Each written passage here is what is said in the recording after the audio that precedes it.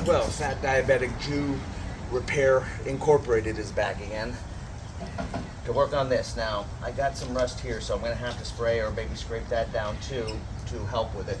But this is the bigger problem that I've been having, and that's the ability to shift gears. But from what I've told, the issue is way down in the belly pan. Has to do with the gear shifting. So I'm going to show you the issues I'm having, and I'm going to show you what I figured out how to do to fix it. Now, you see here, I got my shift bar, and you can see how difficult it is for me to get it to move anywhere. And that's probably due to rust and lubrication needing inside the machine. So I don't want to empty the gas because, well, I'm not very good at that kind of stuff. And so one trick that I've learned, or at least that I've seen, is to take the gas cap off before you flip the machine. I'm sure this won't work and I'll end up with gas all over the place. And take plastic bag, put it over that, and then screw the cap back on. Nice and tight. That'll keep anything from leaking out of the gas tank from the top. Sideways. And just like this. That should get us back to the belly can. I'm going to watch and make sure no gas starts leaking out. Yep, there's our belly pan, and I see we're missing at least one bolt. This is all very rusted. So it should be very interesting to see how we get this done. This is a very old machine. I'm going to pull the spark plug wire off. That's something you should do anyway if you're smart. Basically now I'm just going to be taking bolts off. I'll show them real quick where they are. A bolt here, I got a bolt here. A bolt's supposed to be here, but it isn't. A bolt's here, a bolt's here, and a bolt's here, very badly. At this point I have all the bolts off and down. Now, the question is how to take the belly pan off. Oh, pops right off. The shifting of the gears is right here. Thing shifts back and forth on this. Maybe it just needs more grease. I'm hoping the greasing will help. Doesn't look like it has any issues with doesn't look like it has any issues with any rust. So rust doesn't look like the issue here. So we'll just get a close up here. Right there.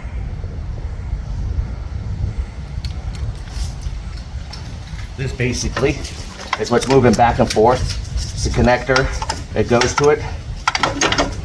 And there doesn't seem to be any rust on here, but it probably needs some grease. That's probably going to be part of the problem. The rest of it probably needs grease too. You see moving it? Moves that thing back and forth, so it's the whole thing that moves. So, since I'm not going to be doing anything that involves scraping, I originally had gotten some Gator sandpaper, 100 grit, which would have been fine for scraping that thing down a little, but there's really no reason to. It looks in very good order, actually. So I think basically what we're looking at is a lubrication issue. Now underneath it is the disc. You don't want to get the lithium grease on the disc. Heaven help you if you get it on that. The thing is going to be slipping and sliding all over the place. So you're probably going to take a towel of some kind, and stick it underneath here to make sure any grease that comes off falls on the towel and not on the disc. So now we're going to take some white lithium grease, finger, start spreading it on here, make this nice and slippery. I can't imagine that lithium grease is going to cause too much trouble in here. You can see why it's important to have the cover there. Don't accidentally touch any of that. Put a little more on the bottom here, stuff I can't see, over the edge, so it's nice and greasy. We'll then move the lever around a little. Probably not going to fix the problem. My problem is probably a little bit more pronounced than that.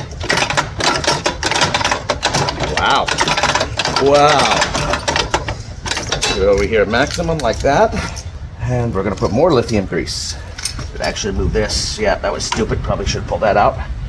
Put this back in here. Make sure we don't get any lithium grease on anything there. And we'll put more. I can tell you immediately it's moving a lot easier now. So Again, people who aren't men like me, any of you ladies out there who are just nervous about touching this kind of stuff, this is very easy, dude. This is extremely easy. Not good. Wow.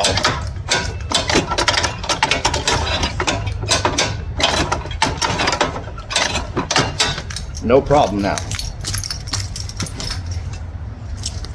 Everything's moving perfectly fine now. That's all it took to fix this problem. And this was a major problem for me, and I thought, oh my God, how am I gonna fix this problem?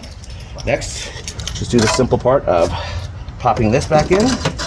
And start putting the bolts back together. Put one over here.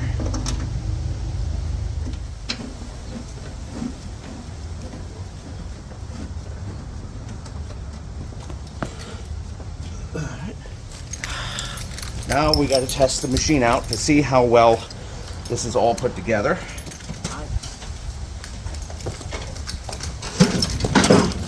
Our machine's back down.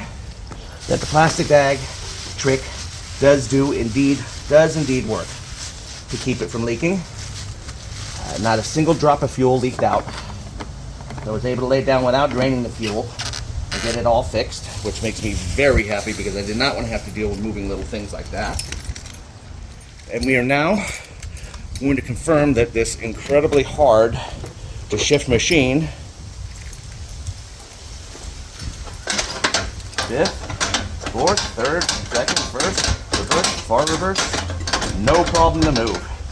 All I needed was a little bit of white lithium grease on that rod. It turns out if that rod's a little bit, let's say it's rusted up a little, again, make sure you put your towel in there and just use 400 grit sandpaper to sand off all the rust, and then just put white lithium grease on there, run the thing back and forth a few times, and you're all set. Okay, Mommy just came out here and yelled at me for using her good towels. I'm gonna go buy her more towels, but I didn't use her, nothing got used, and I'm gonna tell her why. However, guys, that was the biggest problem that I had, and I was working the hardest to get fixed. It works, it's fixed, I am so happy. And if I can do it, if the fat diabetic Jew can do it, there's a Verdier can do it, anybody can do it. Don't pay anyone to do this for you. You can do this yourself. It's very simple. Never done this before. Never. So, sei gesund. Verdier out.